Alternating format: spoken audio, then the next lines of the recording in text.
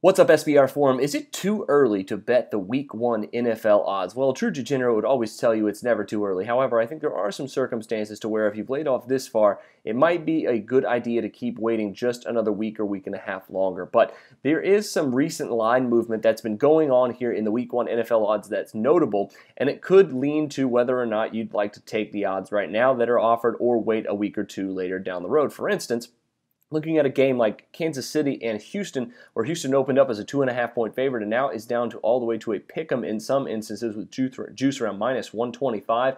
You're looking at a team that if you've waited to lay the points with Houston, say you like them a lot in week 1, you much better payoff, obviously, potential right now if you would have waited to take the odds that are offered at this current point in time instead of back in July or even June sometimes where these were open. Now, in other games, there hasn't been as much line movement. For instance, the Bills hosting the Indianapolis Colts have been stuck pretty much at plus 2.5 as underdogs at home pretty much the entire offseason. However, I think that could mean that a lot of people haven't picked up just on this game yet. They maybe want to figure out the Bills quarterback situation. That could lead to some really nice value because this is one of the games where I think the line could go down a little bit before kickoff, maybe down to plus 1.5 Bills. So 2.5 right now is a really good number. A bet right now, obviously, on that if you like that like I do, probably not a bad idea.